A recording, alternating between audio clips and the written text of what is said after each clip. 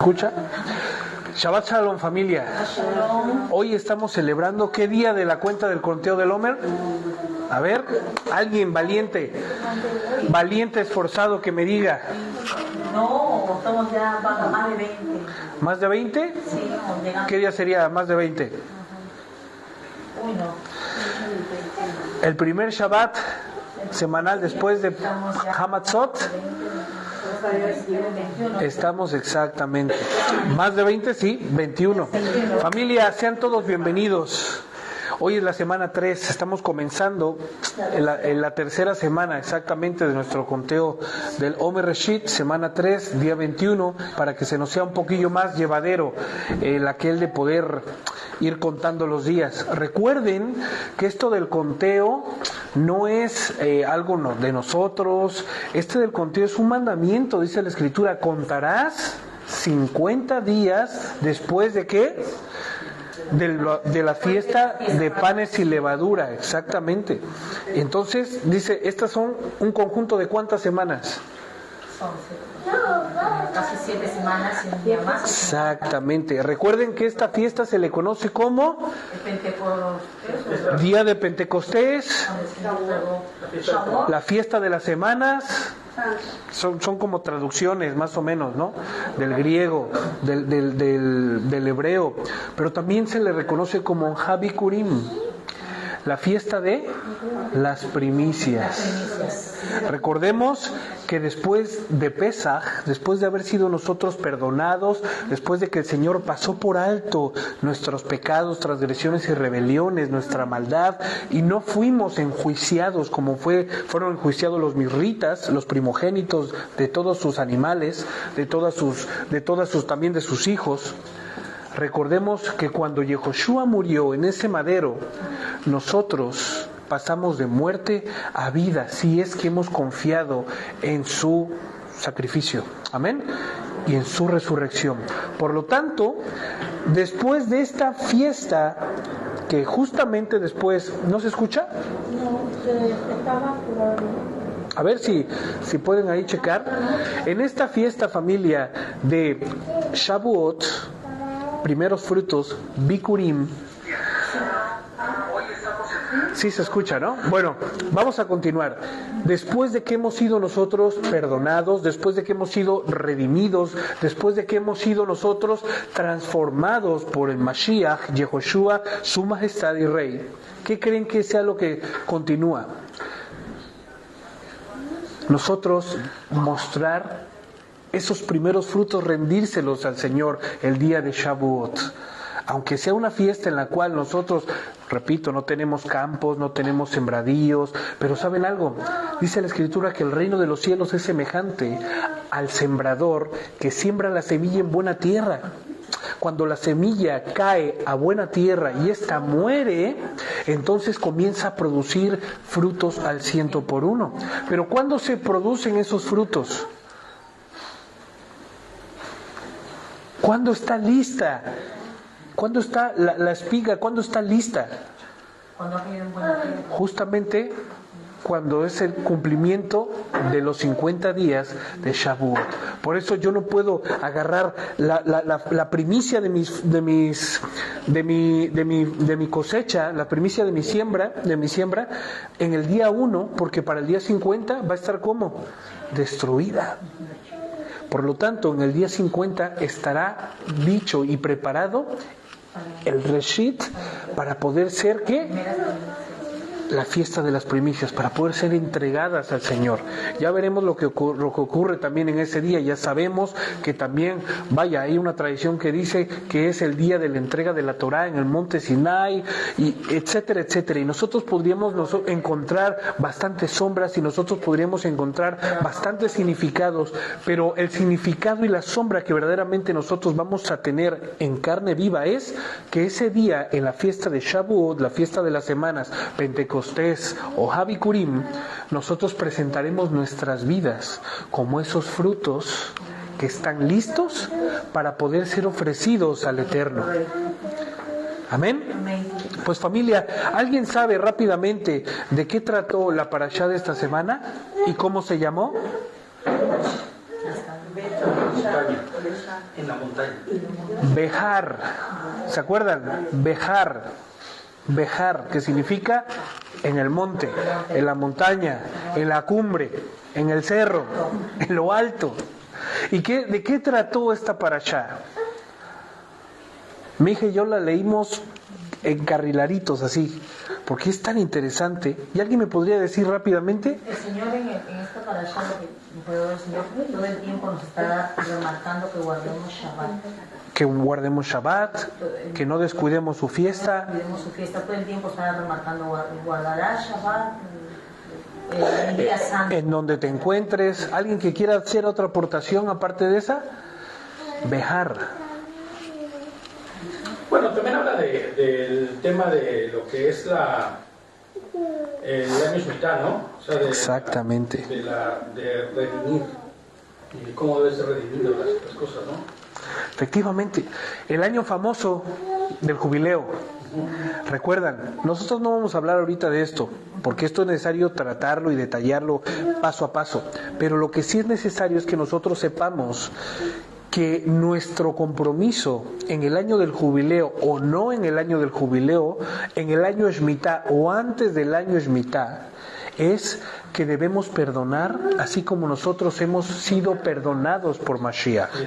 Porque si yo no perdono a aquel que me ha hecho alguna afrenta, ¿cómo yo podré presentarme delante de Elohim y decirle, Señor, perdóname así como yo he perdonado? Sería incongruente. Por lo tanto, esta parashá nos enseña no solamente en el año Shemitah, en el año octavo, no solamente en el año del jubileo, en el año 50, en el año Yubel, que se le conoce también, sino que en todo tiempo y en todo momento nosotros seamos encontrados libres, tanto por pedir perdón si hemos causado algún daño, como el perdonar si nos han causado un daño. Esto nos hace que vayamos precisamente en función con lo que dice esta parashá. El año del jubileo o el año Shemitah.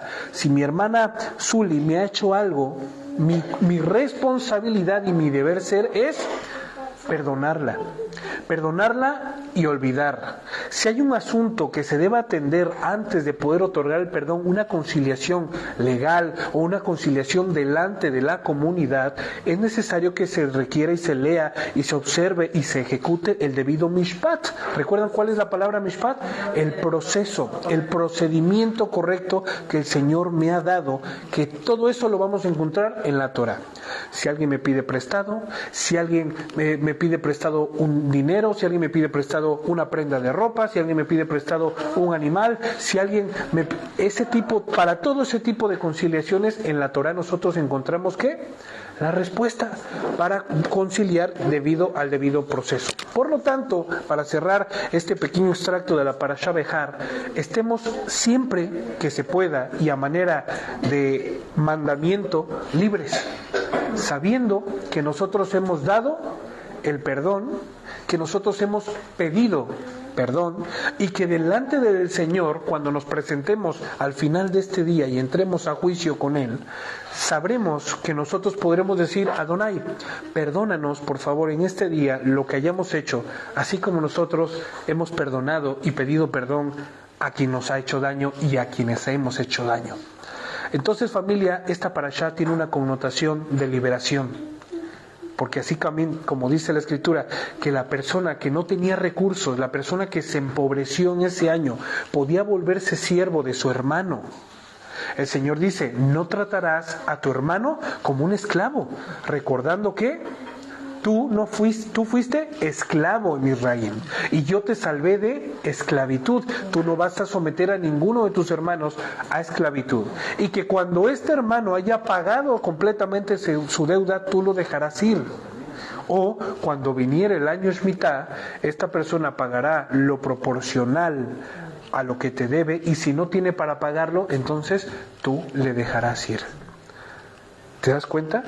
Esto es una parashá que nos habla acerca de la libertad, de la liberación, de poder nosotros darle libertad a una persona. Quizá hay alguien que tiene algo en contra mía, quizá alguien tiene algo en contra mía, porque me ha hecho daño y no se atreve a pedirme perdón, no se atreve a acercarse para conciliar, y esta persona puede estar tan presa, tan cautiva, tan presa, de decir, ¿por qué no puedo estar tranquilo? Tengo que hablar con David.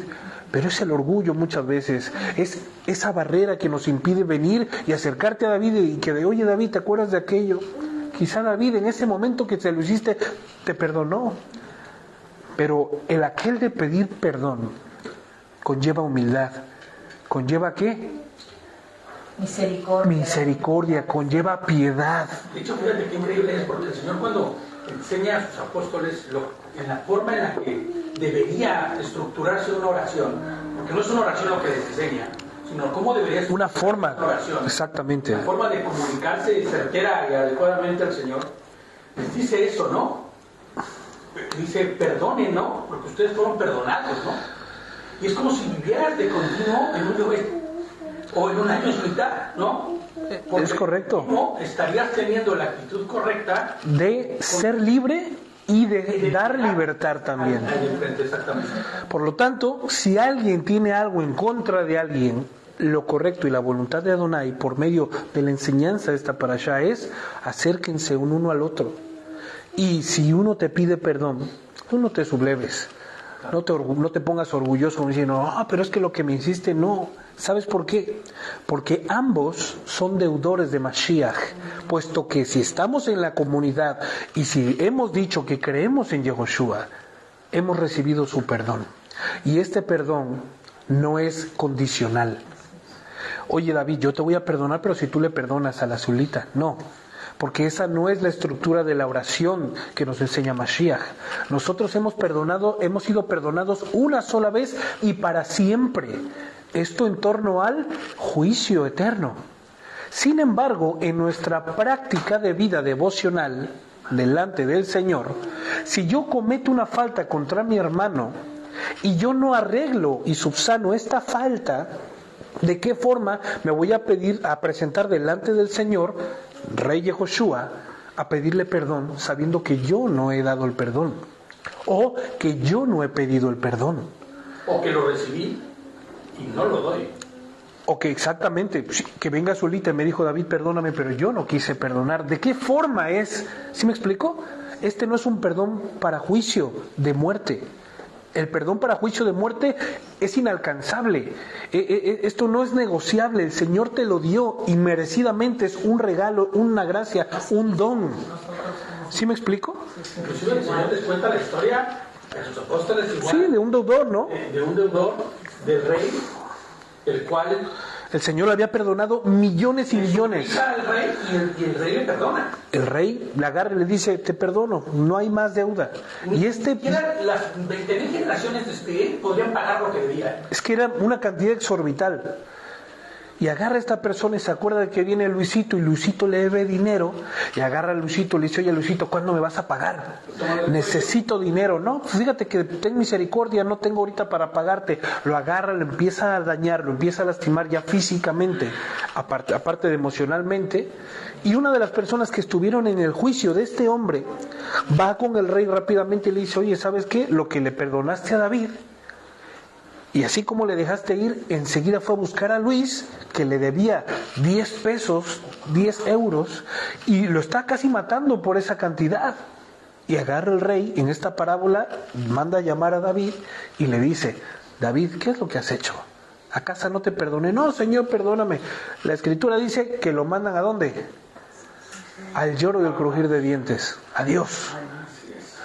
Por lo tanto, familia, el perdón es el regalo más grande que puedes recibir, pero también es el regalo más grande que tú puedes otorgar.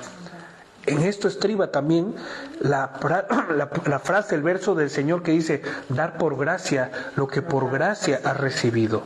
Y algo que es por gracia es algo que es inmerecido. Algo que es por gracia es algo que tú no calificaste para tenerlo, sino que se te ha concedido.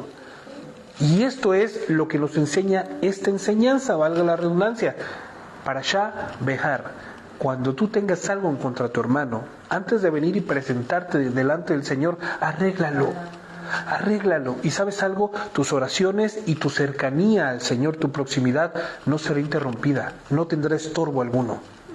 Hemos sido llamados a perdonar y a pedir perdón siempre, por mucho que nosotros seamos creyentes, por mucho que el Señor haya levantado líderes y haya levantado pastores, maestros, etcétera. Tanto los pastores, tanto los apóstoles, tanto el rango más alto que ustedes pueden imaginarse que existe, está llamado a perdonar y a pedir perdón, porque aquella persona que se niega a perdonar y a pedir perdón no es digna del Señor. Y lo peor de todo es que quizá esta persona que se niega a perdonar y a pedir perdón no ha experimentado el verdadero perdón del Señor. Ha pasado de noche, como decimos en México, ha entrado por la parte de atrás a la casa. Porque aquella persona que ha experimentado el verdadero perdón y ha sido perdonado integralmente, su pasado, su presente, su futuro, las cosas horribles que hizo, las cosas horribles que está haciendo y las cosas horribles que hará, en este caso de que la persona entienda lo que significa ser perdonado eternamente, pues entonces no ha entendido nada. Amén. Bueno, familia, pues este es el pequeño extracto. La parashá de hoy, la enseñanza de hoy, es casi como un Seder de Pesaj. Es más un relator que una explicación, ¿no? Una paráfrasis explicativa. Es más un cuento, una historia, no un cuento, una historia. El relato de una historia que aconteció, que a ti y a mí, al final de esta historia, nos va a llevar a tomar una decisión. Estoy muy seguro que así será. Y van a ver por qué. La parte 2 de 1 de Samuel 1, que está en el verso 10, si se acuerdan, él se presentó, David fue corriendo contra Ahimelech y le dijo, hola, vengo en una misión secreta, recuerdan, ¿no? Recuerdan que habíamos dicho, ay, David mintió, pero David estaba apelando a salvaguardar su vida, por lo tanto, eso no se cuenta como mentira, sino que se cuenta como astucia. Una astucia porque verdaderamente estaba salvando su vida, verdaderamente estaba en una misión secreta.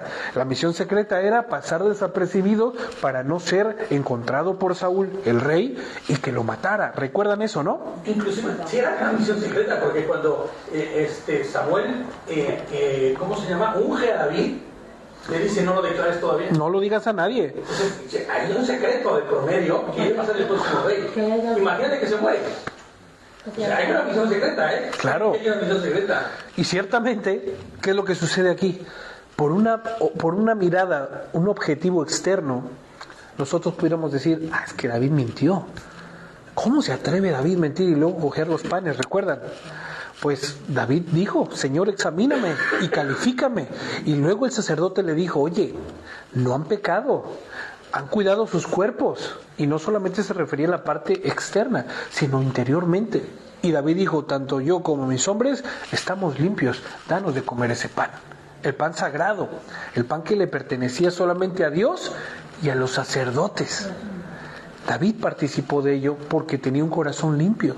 David participó de ello porque no había mancha en él. Si David hubiera comido y en ese momento hubiese muerto, ¿qué hubiese pasado, familia? ¿Alguien me lo podría decir? No se hubiera cumplido la voluntad del Señor. David, en vez de alinearse a la voluntad del Señor como lo declaró en casi la mayoría de sus teilim, de sus salmos, conocidos como salmos, se hubiera visto realmente comprometido, que estaba llevando una doble vida, que él estaba declarando que por cantos, por acordes, por notas y por escritos una cosa diferente a la que él estaba viviendo. Por lo tanto, nosotros aprendimos que esto que al ojo humano parece una falta y un agravio, que es una mentira, pues en las cosas del Señor no es una mentira, sino es una ventaja, es una estrategia, es una sutileza para poder, ¿qué? Dices la verdad, pero con palabras rebuscadas, para que la persona lo pueda entender como quiera, pero no deja de ser una verdad. Por lo tanto, dice que después de que le dio de comer los panes, le dije, oye, ¿sabes qué? Fíjate que salí tan rápido que no me dio tiempo de coger mi arma. ¿Tienes alguna arma por allí? David sabía quién se había quedado con el trofeo, ¿no? La espada del paladín, de Goliat. Y le dijo, solamente tengo esta espada con la que tú mataste. Y dijo David, perfecta, dámela, porque no existe otra como esta. Y muestra que tampoco era un gigantesco, que traía un arma gigantescamente brutal. Estamos hablando Un arma que puede usar. de que cuando David mató a Goliat, eran años de diferencia. Era un muchachito. Ahora estamos hablando de una edad adulta, una etapa de madurez, una etapa donde David empezó a ejercitarse como parte del ejército de Israel, donde el David, quizá flacucho, que era, porque quizá para ser un pastor no tenías que estar todo cuadrado ni eso, estamos alegorando, porque no sabemos verdaderamente la complexión. Aunque la Escritura dice que era pequeño. La Escritura dice que era una persona guapa, una persona guapo, bien parecido, pero pues que no sobresalía como su hermano Eliab, que de repente cuando lo vio Shemuel, ¿se acuerdan? Dijo, wow, tiene todas las características, quizá tiene la altura, tiene el porte, tiene el perfil, lo es. Y el Señor le dijo, no, Samuelito, el hombre juzga por lo que ve, pero Elohim juzga por lo que el corazón del hombre da. Por lo tanto, pasaron muchísimos años desde que David le costó trabajo levantar la espada de Goliat. ¿Y qué hizo? Lo mató. Ahora era un hombre experimentado en guerra. No un mercenario, sino una persona que era devota, una persona que era disciplinada. Porque eso mismo hacía cuando estaba pastoreando sus ovejas. De hecho, cuando el rey le mandó a llamar, David, en vez de salir corriendo, recuerdan que lo estudiamos, ¿qué fue lo que hizo? Encargó encarecidamente, ¿sabe qué es algo encarecido? Con mucho cuidado. O sea, esto es una responsabilidad muy responsable, encarecido. Se lo encargó a una persona y le dijo, cuida por favor del rebaño de mi padre. Y en sus tiempos libres, en vez de irse al campo, irse al monte, irse a tocar la de esta, iba y pastoreaba las ovejas de su padre. Y luego se las devolvía a su padre y luego él regresaba al cuidado del rey. ¿Se imaginan? Por lo tanto, David sabíamos que era una persona determinada, una persona diligente, tanto en el campo como en el campo de batalla. Entonces agarró la espada tranquilamente y dijo, no hay otra espada como esta. Esa, dice, él se la dio y David se levantó y huyó de la presencia de Saúl. Aquí vemos algo que bajo una óptica muy rebuscada podríamos dar o entender algo que es muy importante. Huyó de ese día de la presencia de Saúl y fue ¿a dónde? A Gat. Y se encontró con quizá el más enfermo, el más loco, el más extrafalario también, rey de toda Filistia, con lo que cuenta la historia. Interesante esto, ¿eh? ¿Por qué David se fue huyendo de su hermano? Porque no deja de ser su hermano, al ser patriota, al ser de la patria, al ser hermano de sangre y de linaje israelita. ¿Por qué se fue huyendo de su hermano de sangre y se fue a dónde a refugiar? A Filistia, con todos sus enemigos, y eran enemigos históricos. Estos enemigos se crearon y se hicieron enemigos de Israel desde antes de que David naciera, señores. Recuerden, en el tiempo de quiénes, de los shoftim, de los jueces, ya había guerra contra Filistia. ¿Sí recuerdan o no recuerdan? Lo estudiamos. Incluso en Josué también habla acerca de algunos filisteos. Por lo tanto, ¿cómo es que sale huyendo de un lugar que peligra su vida y se va a meter a la cueva del lobo? Más adelante nosotros vamos a entender la motivación de David, pero me gustaría que todos participáramos, que todos pudiéramos disertar, dilucidar. No, David, yo creo que no es correcto, no lo estamos viendo así. Me gustaría que todos pudiéramos ejercitar nuestra mente y, ¿saben algo? Ocupar del Ruach HaKodesh que el Señor nos ha dado. Si bien nosotros pudiéramos centrarnos en la tradición, en lo que dicen los comentaristas, que hay miles y cientos de miles de comentaristas judíos acerca de estos temas y de toda la Torá. Pero, ojo, no estoy desacreditando, pero nosotros hemos sido llamados ¿a qué? A escudriñar la única y verdadera ¿qué? Voluntad de Elohim. ¿Y esto se encuentra ¿dónde? En la Torá.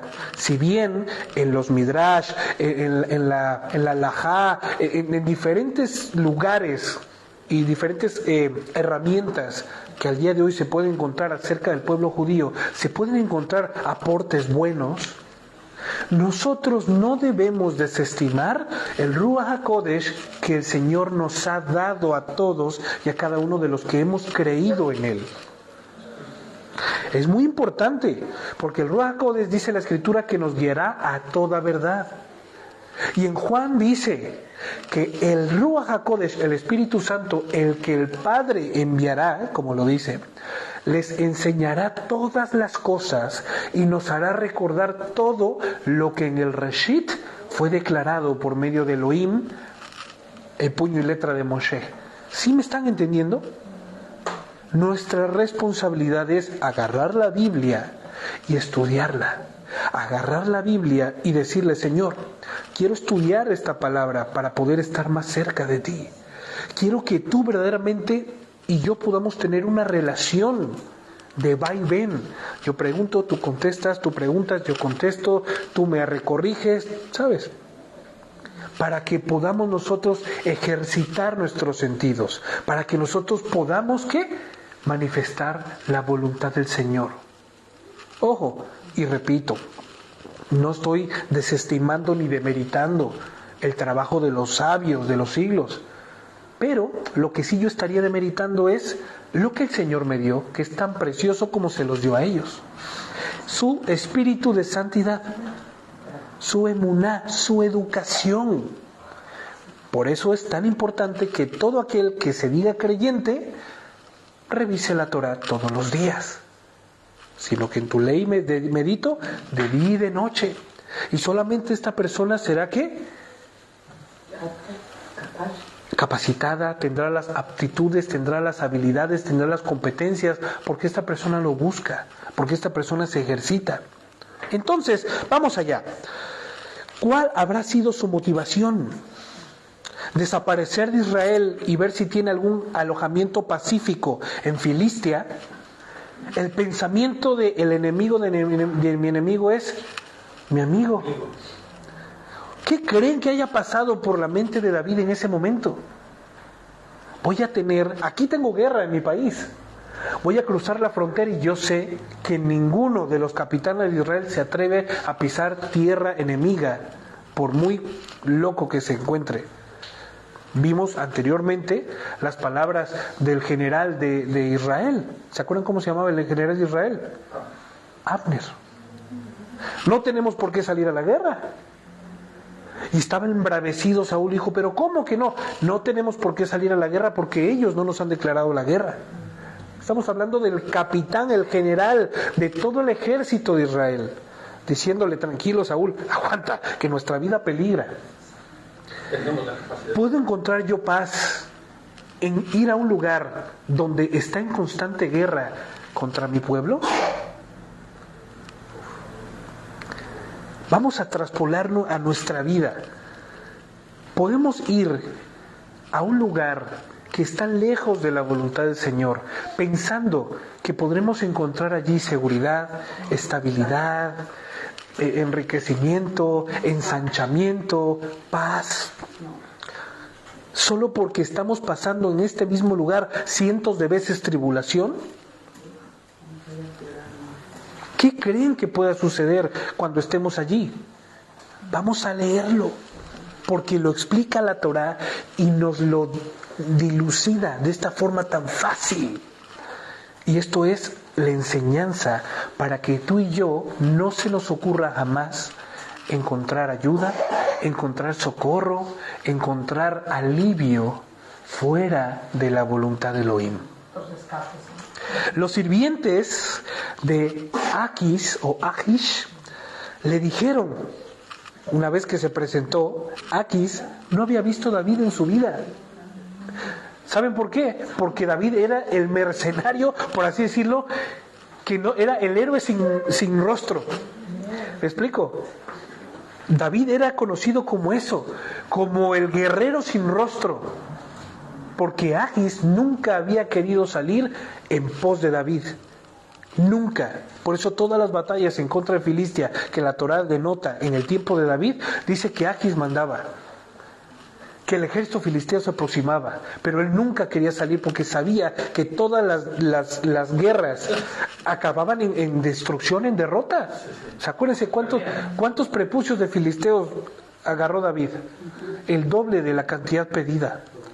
La gran avería que hizo David y un puñado de hombres, chicos. ¿Quién se quería acercar a este hombre?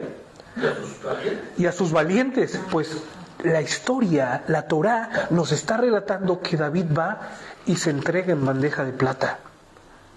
Pensando en esto. Ellos nunca me han podido ver. ¿Saben por qué? Porque nunca he dejado con vida a todo aquel que me ha visto la cara. Y le dicen, ¿no es este David el rey de la tierra? Fíjate cómo, ¿Cómo lo expresan? ¿No es este David el rey de la tierra? Hombre, de aquel que se estaban danzando y cantando el uno a otro, Saúl mató a sus 1000, pero David a sus 10,000. ¿No es este el imponente rey sin rostro? Y aquí se agarra y dice, ¿pero qué dices?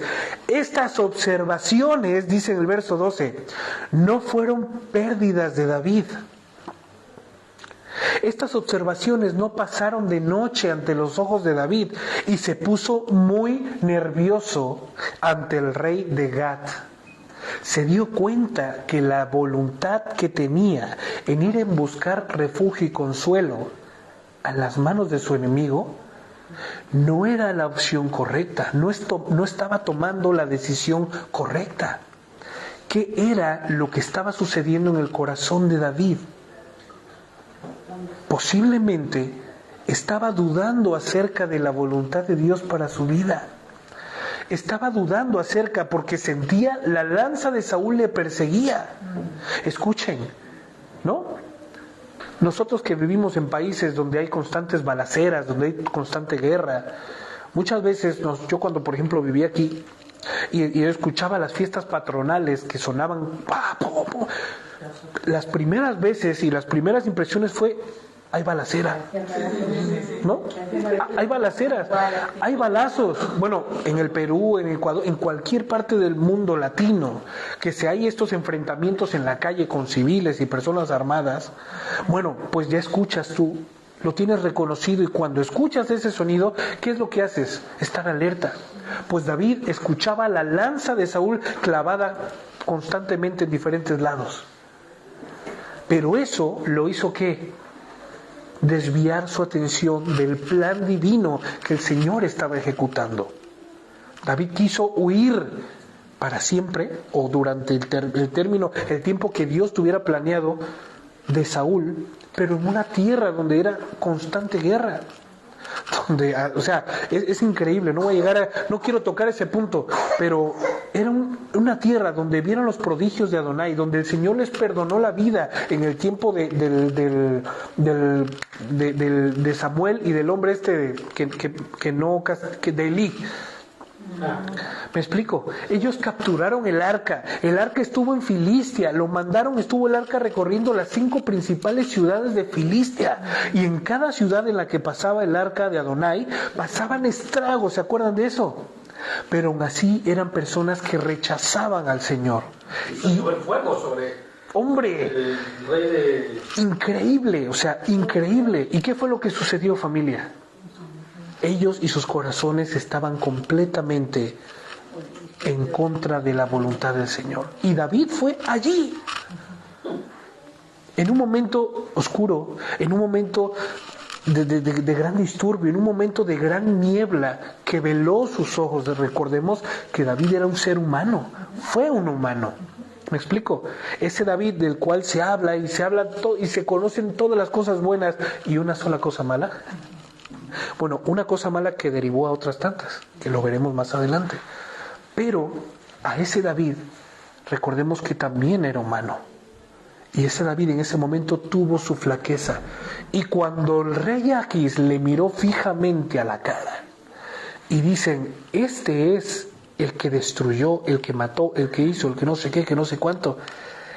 Imagínense la cara de Aquis. ¿Una cara de qué? Pobrecito. ¿A dónde veniste? No sabes. ¿Con quién veniste? ¿Está su ejército con él? Está solo, mi señor. Ay,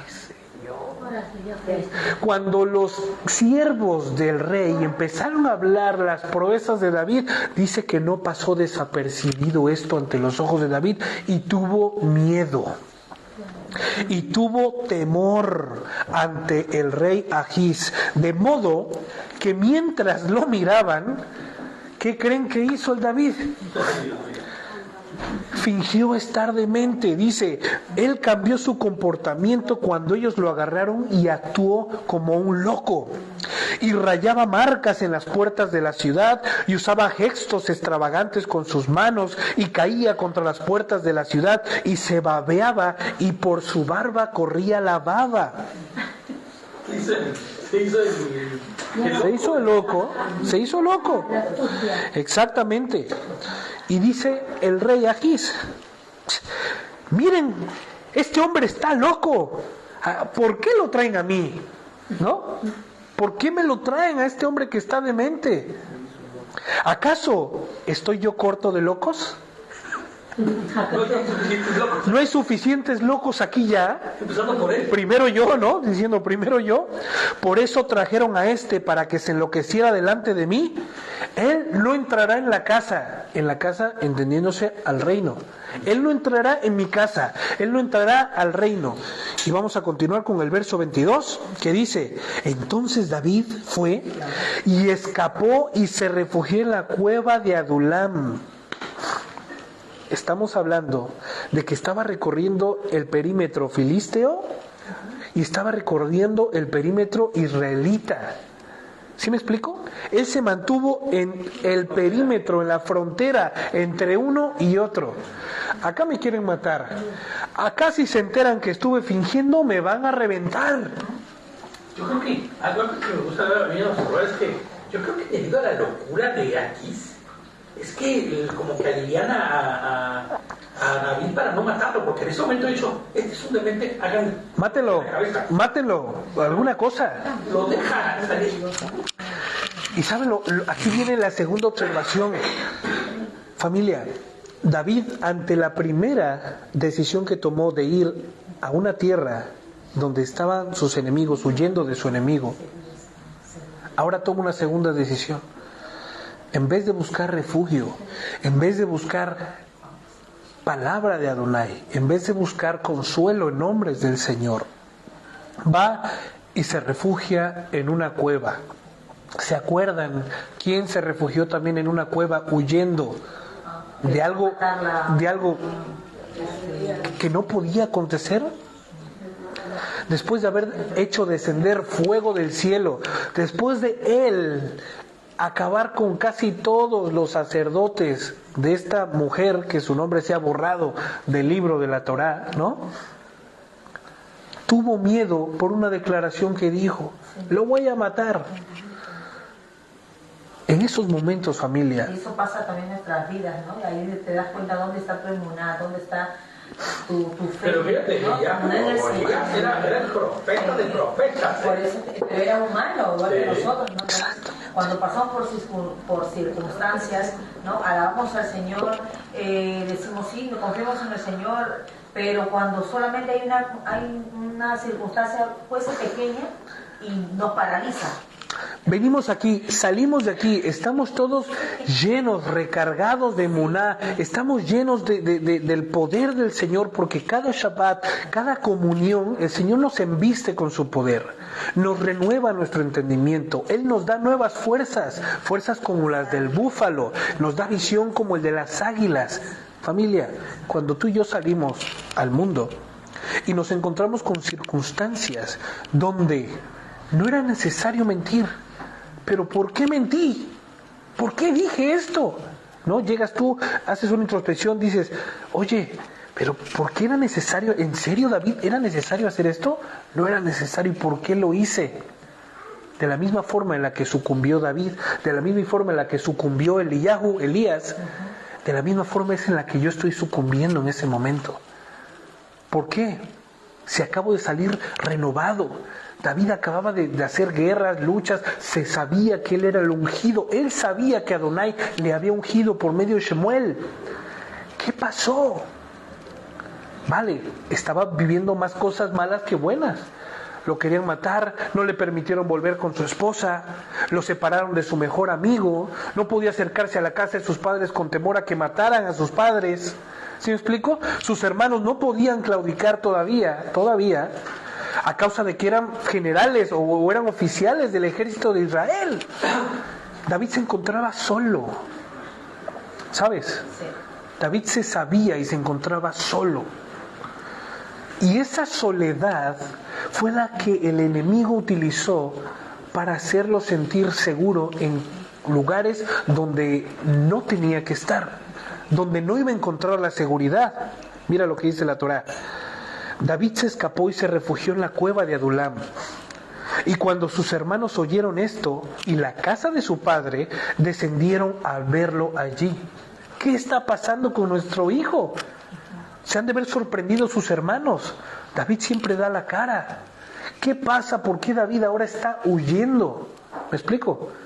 Hay dos formas de huir. Huir sin deber nada y de huir debiéndola. ¿En qué posición se encontraba David? Solamente David sabía. El rey se encargó de decirle a todo el reino de Israel que David era un traidor. ¿Me explico? Todo el reino de Israel, aunque les chocó esa declaración del rey, no podían entenderlo. ¿Pero cómo? Ya veremos más adelante que ni aun los sacerdotes dijeron, ¿pero cómo, David? ¿Un traidor? Si el rey lo dice, entonces lo que el rey se dice es lo que es. Y si no, también te mata, ¿no? El rey. El padre, su padre Ishai, recuerdan, su madre, sus hermanos, no se despidieron de David. David no volvió a su ciudad natal, sino que él huyó. ¿Cuál era la condición de David para con su familia? ¿En qué contexto estaba esta gran historia de que era un traidor o de que no lo era? ¿Sí me explico? Tenían que asegurarse. David está haciendo cosas extrañas. Había hojas en todo el mundo. Tan es así que cuando David se fue a esconder a la cueva de Adulam, ojos le vieron y ojos declararon dónde estaba David, tanto a los buenos como a los malos. Y se reunió y fueron sus hermanos con su padre y dijo, vamos a hablar con nuestro hijo, porque está solo, porque está tomando decisiones extrañas, porque no sabemos si lo que nos han contado es real. ¿Sí me explico? Cuando vengan, si te vienen a contar cositas malas, no, cuando te vengan a contar cosas de tu prójimo, ve y asegúrate si es verdad. Oye, fíjate que David lo vi allá haciendo tal cosa que no sé qué. Escuchen, si ustedes les vienen a contar cositas malas de Dios, si les cuentan algo que ustedes no lo pueden creer, con total confianza y con la autoridad que el Señor les ha dado a ustedes como pueblo de Adonai, acérquense a mí, a David, y pregunten, oye David, ¿estás bien? Oye David, fíjate que me enteré de esto, ¿qué pasa? Esa es nuestra responsabilidad, ese es nuestro deber ser. Eso fue lo que hizo su padre con sus hermanos, su familia. Fueron y dijeron, no tenemos noticias de David, David no ha venido a casa, no sabemos si verdaderamente es un traidor o si le quieren matar a causa de que el Señor lo ha nombrado rey de Israel. No sabemos, necesitamos oírlos de primera ¿qué? Persona. Y ellos fueron y descendieron con su familia. Ese día también se unieron a David, nada más para que vean, como 400 hombres. Todos ellos eran tan pobres que no tenían dinero para pagar sus deudas. Además, eran gente que sufría mucho y que ya no se quería seguir viviendo así. De modo que David llegó a ser líder, sin pedirlo, de esos 400 hombres. ¿Quiénes eran esos 400 hombres? Personas que estaban hartos de la injusticia de su rey. Personas que se quedaron en la pobreza debido a que los impuestos los llenaron y los colmaron y le despojaron de sus tierras. El rey les quitó sus tierras, el rey les quitó sus hijos primogénitos. ¿Recuerdan, no? Eso era la voluntad. Eso es lo que es el rey. El rey les pedirá a sus hijos y sus hijas: danos un rey. Vale.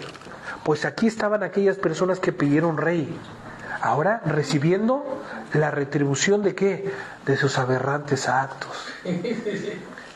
De haber pedido un rey cuando era Elohim, su único y verdadero rey suficiente. Pues ellos querían un rey visible a quien rendirle culto y honor. Lo mismo que pidieron los egipcios, ¿no? Cuando estaban en el desierto. Exactamente. Pidieron a Aarón, ¿no? Queremos ver, ¿no? Queremos un becerrito. Queremos ver a Dios allí. No me basta escuchar su voz, no me basta ver acontecimientos sobrenaturales, no me basta saber que el Señor es quien está guiando esta columna de fuego y esta nube. No me basta, yo quiero ver lo que yo quiero ver. No quiero ver lo que el Señor me muestra, yo quiero ver lo que yo quiero ver. Y aquí estaban todas estas personas, los que querían ver lo que ellos querían ver.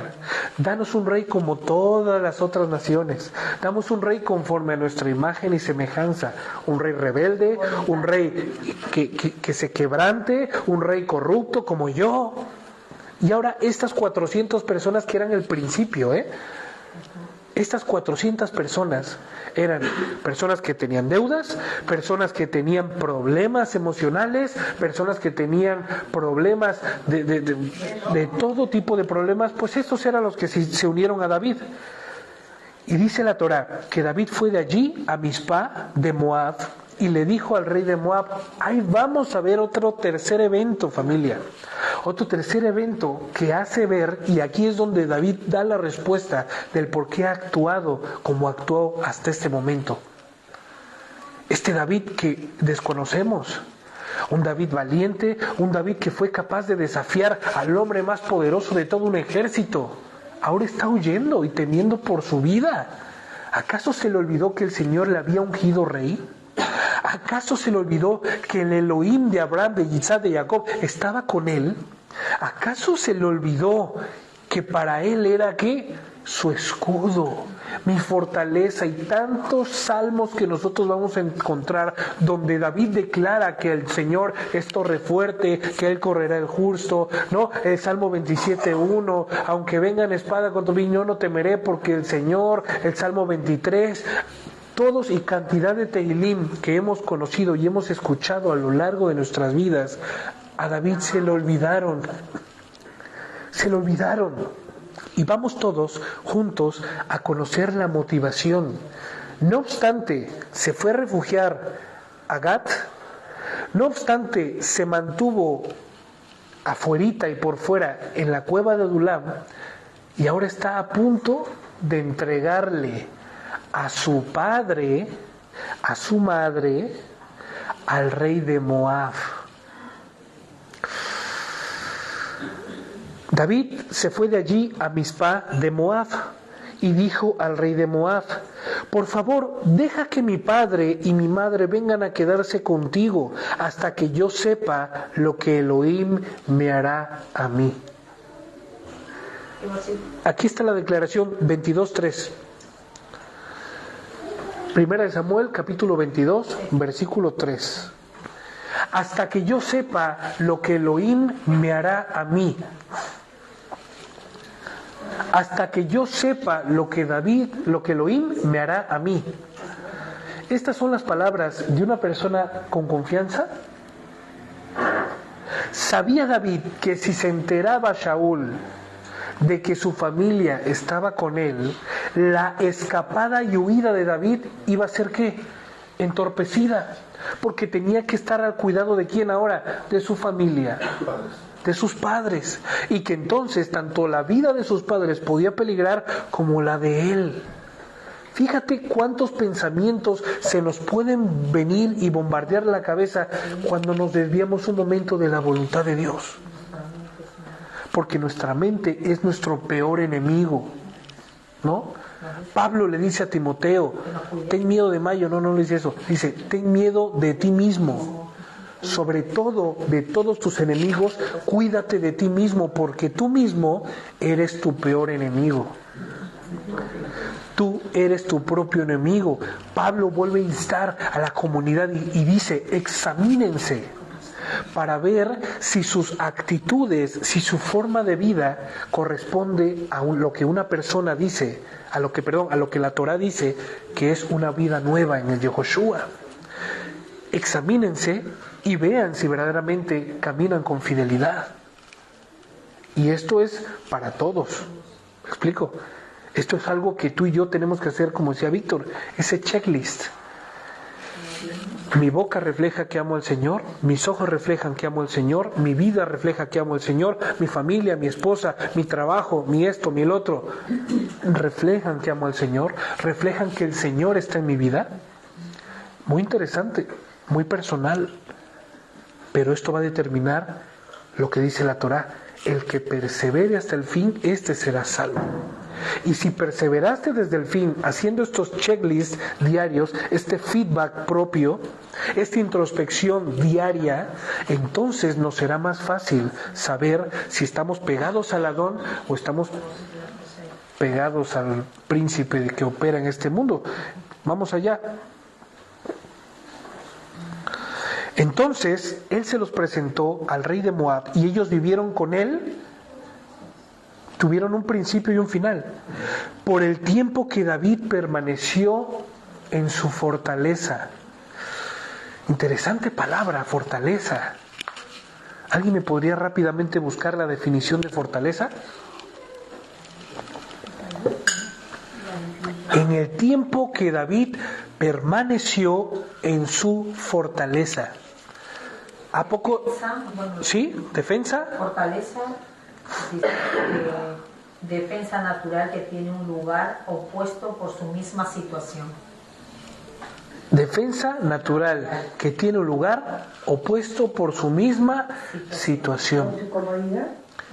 Su comodidad podría ser fuerza, vigor. Fuerza, vigor. Y también es fuerza y vigor. David, repito, tenía un reino ya en el cual él centrarse y decir, aquí me siento seguro. Tan era así que tuvo que ir a Filistia, ¿no? Tan es así que se fue a esconder a una caverna. ¿Era un lugar seguro? No, porque la gente supo que se encontraba en la caverna, fueron y descendieron sus hermanos con su padre y su madre. ¿Tan seguro estaba el lugar? No. Pero la Torá nos describe la situación personal, emocional y espiritual en la que se encontraba David en este momento. Para él, la cueva y la caverna era su fortaleza, porque le permitía ¿qué? Permanecer oculto, huir un momento de su realidad. Hay personas que hacen esto con el alcohol, es su fortaleza. Las personas que hacen esto con la droga, personas que hacen esto con las apuestas, personas que hacen esto con las prostitutas, personas que hacen esto cuando se van de casa, personas que suelen hacer este tipo de prácticas, ¿me explico? Porque les permite que El dinero de su fortaleza. el dinero de su fortaleza, sus bienes, su trabajo lo hacen su fortaleza. Conozco a personas que son extremadamente exitosas, pero su familia, todo lo contrario al éxito. Un desastre total. Una persona súper exitosa, pero sus hijos son unos vándalos, sus hijos son unos delincuentes. Personas exitosas de renombre que salen en las revistas Forbes y sus familias destruidas. 7 matrimonios, cuántos hijos, que bueno, él agarra y les pasa su pensión a todos. Pero esto verdaderamente es una fortaleza. Este es el escudo, este es la careta, es una salida, es una vía de escape, pues la Torá nos está declarando que este tipo de fortaleza tuvo David. Sus padres permanecieron en Moab hasta que David permaneció en su fortaleza. ¿No es así? Pidiendo asilo político. ¿Saben por qué? Porque su abuela era moabita. ¿Se acuerdan quién era la abuela de David? Sí. Era moabita, no era Ruth. Tu Dios será mi Dios y tu pueblo será mi pueblo. Bueno, pidiendo No pensaba lo mismo. asilo político, claro que no, pero bueno, vamos a ver, ¿no? Vamos a ver si cuela por allí. Y ellos permanecieron hasta allí por el tiempo que David permaneció en su fortaleza. David estaba declarando, no sé lo que el Señor quiere de mi vida. No sé lo que el Señor va a hacer conmigo. Guárdalos, ¿no? Cuídalos. Porque yo no soy capaz de cuidarlos, ni siquiera de cuidarme a mí. Entonces, cuando en ese momento de tribulación, y antes de que David cometiera otra atrocidad, porque desconfiar de la voluntad del Señor se llama atrocidad. Claro. ¿Me explico? Desconfiar del Señor se llama ¿cómo? Rebelión. Se llama ¿cómo? ¿Alguien me podría decir? Desconfianza. Desconexión del Señor. Y entonces, antes de que David pudiese ejecutar otra acción en desconfianza del Señor a causa de su confusión y de lo que sus ojos estaban viendo, le dice al rey, guárdalos, por favor. Y el Señor en automático, por su fidelidad, por su gran amor, por su gran piedad, por su gran misericordia, hay muchos textos que dicen, mis misericordias a David. Expresaré y seré benevolente mostrando mis misericordias a David, aun cuando David ya había fallecido. Pero era la promesa que el Señor le había hecho a David. Y mira lo que dice el verso 5. Pero el profeta Gad le dijo a David, ¿de dónde salió un profeta? ¿No? De la misma forma en la que salió este hombre Esteban a salir al encuentro del etíope. ¿Cómo era? ¿Cómo se llamaba? Perdón. El que salió al encuentro del Felipe. De la misma forma en la que salió Felipe de la nada al encuentro del eunuco. ¿Se acuerdan? Para poderle declarar lo que estaba leyendo en el pergamino. Con estas mismas cosas inexplicables, inauditas, trabaja nuestro Señor. Recuerden que Él es el que llama lo imposible posible, el que llama las cosas que no son como si fueran. Actualmente la ciencia está comprobando y día con día comprueba cosas que dicen, pero ¿cómo es posible que esto haya acontecido cientos de miles de años antes? Porque nuestro Dios, el Elohim, creador y hacedor, es capaz de hacer con lo que creó lo que Él quiera y cuando Él ponga. Interesante, ¿no? Pues de esta forma también le mandó a Gad, a este profeta, a la fortaleza de David, en donde David se ocultaba y se refugiaba.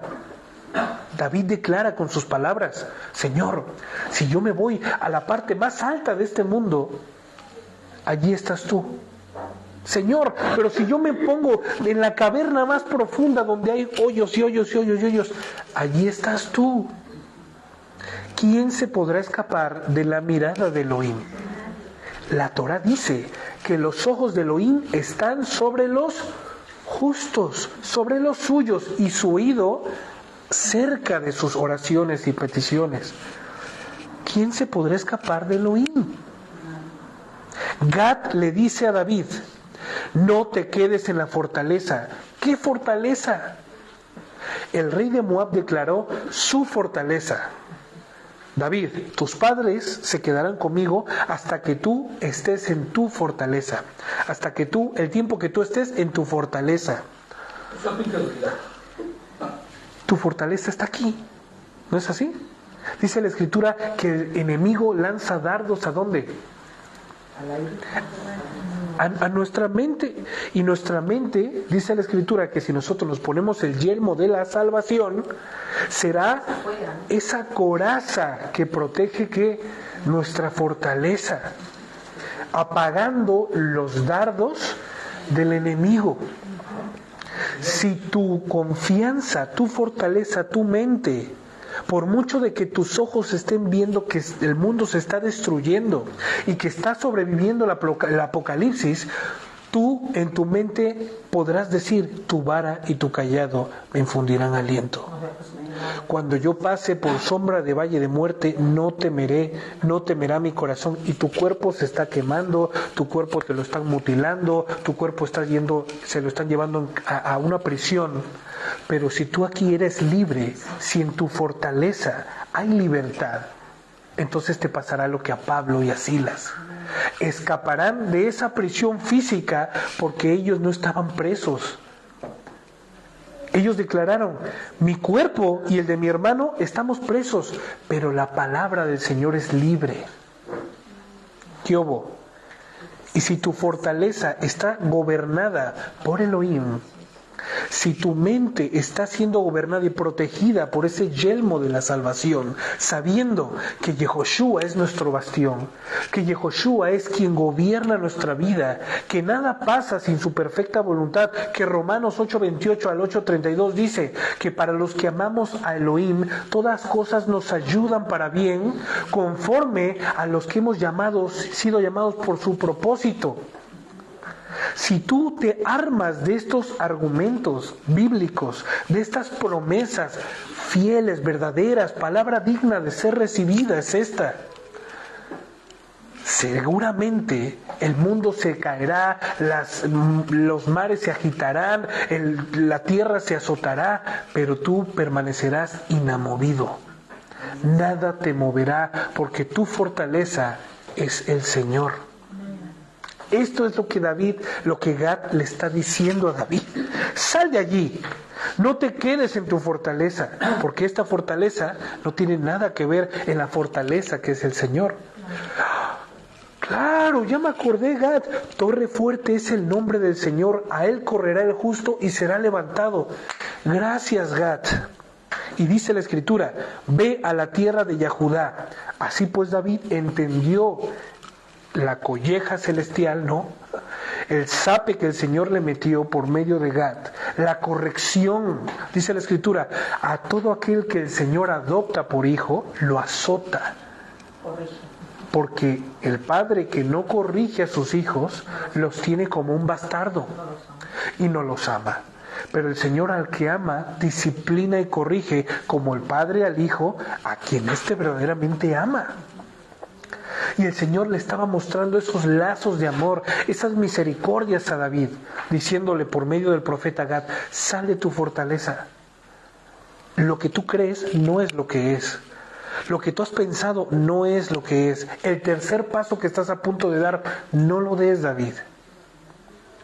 Sino ve a Judá, y David salió y fue al bosque de Jeret, para atravesar, ¿no?, de donde estaba. Y si lo vemos en el mapa, podremos ver el recorrido del David.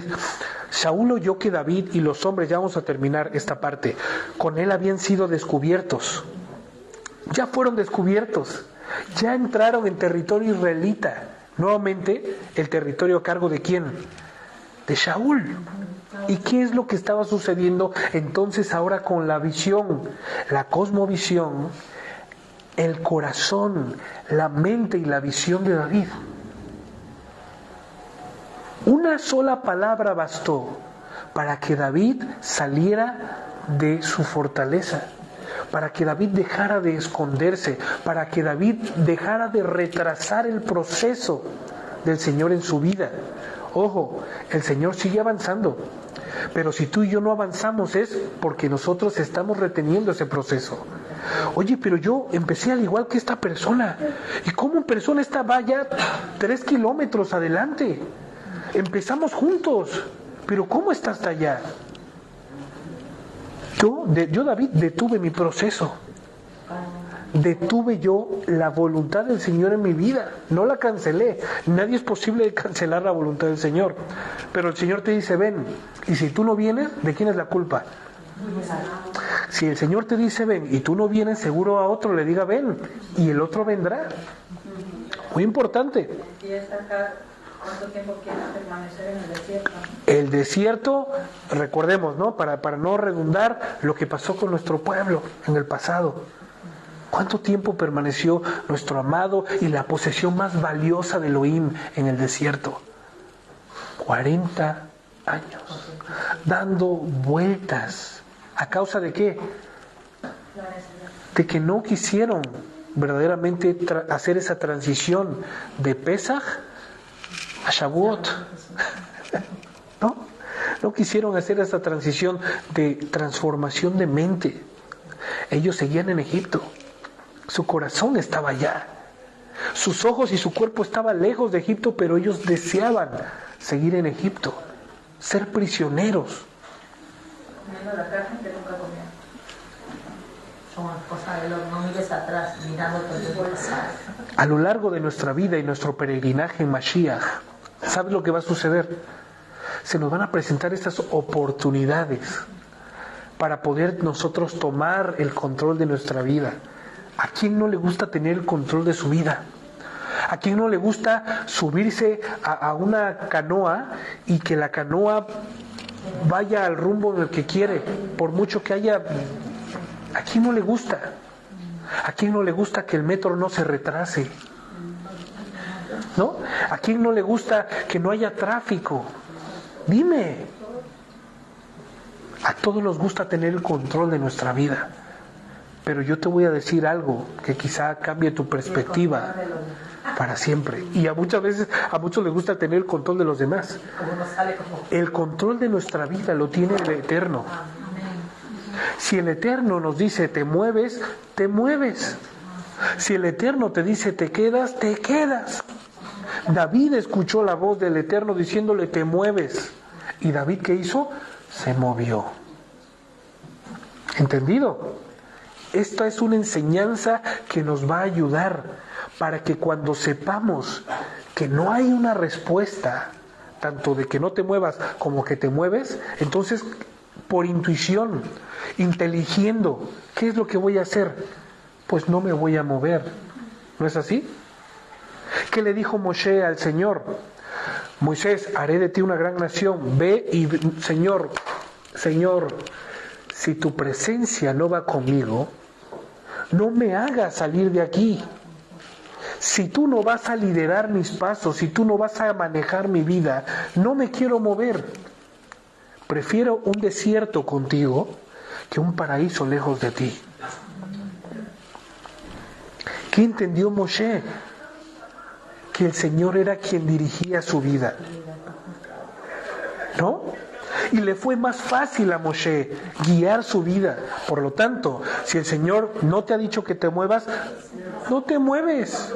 Si estás esperando una respuesta para decir, Señor, me muevo, no me muevo, y si el Señor no responde, ¿qué vas a hacer? ¿Moverte? Esperar.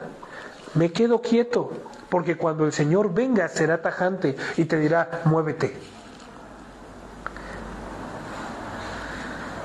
Recordemos esto, familia.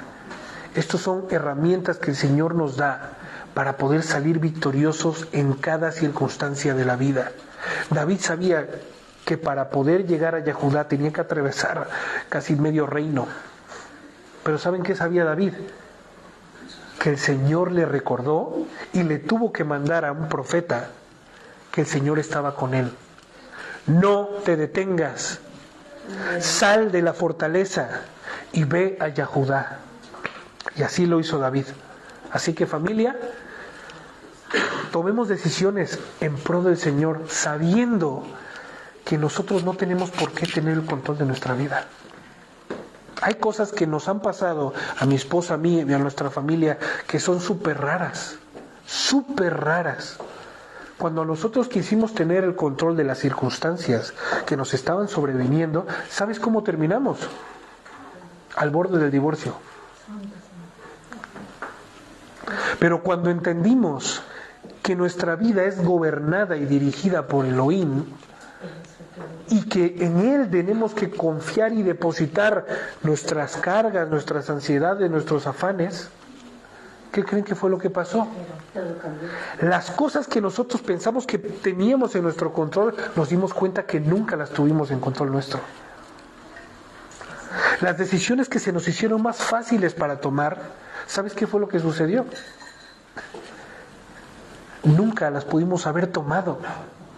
Y esto te los digo porque el Señor no permitió que las tomáramos. Porque el Señor salió a nuestro encuentro así como salió al encuentro de David. rápido mandó a Gad, al profeta, diciéndole: sal de allí y vete para allá. Baruch Hashem. No querramos tener el control de las cosas, porque en el reino de Mashiach, en este reino de justicia perfecto, las cosas que no son, son las que verdaderamente son. Las cosas que no se ven, son las que verdaderamente permanecen y existen para siempre. Las cosas que nos parecen inauditas a nosotros, son las que siempre existirán por los siglos de los siglos. Hemos estado llenos de vicios hasta el día de hoy. Hemos estado llenos de primado negativo desde que encendimos la primer televisión o leímos el primer periódico hasta el día de hoy, donde hemos visto, hemos oído y hemos hecho lo que el sistema y el mundo quiere que veamos, escuchemos y hagamos. Es tan difícil salirse del sistema, y no lo digo como algo natural, sino que cuando tú y yo estamos tan acostumbrados a ciertas prácticas que son comunes, que no dañan a nadie, pero transgreden la voluntad del Señor, es tan difícil renunciar a ellas, sabiendo que, como les dije la semana pasada, hay un mundo mejor y a este sí podemos acceder. No es caro, es accesible, porque es sin dinero. Por lo tanto, despojémonos, familia, voluntariamente de cada vicio que tengamos oculto. No hablo, y con diligencia hagamos lo que tenemos que hacer, porque si yo empiezo a hacer lo que no hacía, automáticamente voy a dejar de hacer lo que estaba haciendo. Las cosas en el Señor así funcionan, no son por arte de magia. No son como le hablábamos con un hermanito, porque ya tengo esto, pues ya hay algún cambio en mi vida. No, el cambio empieza por ti. Cada quien va a estar más cerca del Señor lo que él haya caminado hacia el Señor. El Señor ya se acercó, ahora tú y yo tenemos que acercarnos. Despojémonos diligentemente de todo vicio, de todas aquellas prácticas, acciones, pensamientos, palabras, incluso personas que no nos permiten crecer, que nos están impidiendo el acercarnos al Señor y permanecer tan pegados a Él. Que te digan ahora: David, ya no te reconozco, ya no te reconozco, ya no sé la verdad quién eres. Verdaderamente hicieron una buena chamba, me dijeron. Te lavaron pero súper bien el cerebro. Yo le dije: todavía me falta. Sí, te hicieron un buen trabajo, Baruch Hashem, porque ese es el Señor quien dirige nuestras vidas. Familia, vamos a quedarnos con esto hasta la siguiente semana, pero vamos a militar diariamente en esto. Obsérvate, en tu vida me gustaría que hicieras una lista física, no mental, física, que tú puedas escribir aquellas cosas que rutinariamente haces, que eventualmente haces, o que esporádicamente te has dado cuenta que haces. O que en determinado ciclo se vuelve a repetir. O que en determinado ciclo se vuelve a repetir, y que lo escribas. Muy importante, escríbelo. Y luego vamos a revisarlo. No juntos, porque muchas veces pues esto da vergüenza. Pero quien no tenga vergüenza, acérquese. Y podremos cotejar si esta forma de vida, si estas acciones, si estos hábitos en mi vida son bíblicos y me están ayudando a crecer, o no son bíblicos y están deteniendo mi crecimiento en el Señor. ¿Va? Todo. Palabras, lugares, un inventario personal, para que todos vayamos creciendo de la mano. Acuérdense, el Señor nos ha llamado a todos a participar y a degustar de su benignidad. A unos rechazarán el llamado, otros dirán: Señor, ahí estaré mañana, pero quizá no vayan. Y hay otras personas que conozcan su condición, que verdaderamente reconozcan cómo están viviendo y que digan: yo necesito esta invitación del Señor, y acepten. Amén. Familia, Shabbat Shalom. Nos vemos en punto de las 5:30 para continuar con nuestro estudio. Familia, un abrazo para todos. Shabbat Shalom. Abrazo familia, Shavua Tov, y nos acercamos a Shavuot. Baruch Hashem por sus mandatos, Baruch Hashem por sus moadim, Baruch Hashem por su voluntad que está tan cerca de ti y de mí que podemos palparlo. Shalom.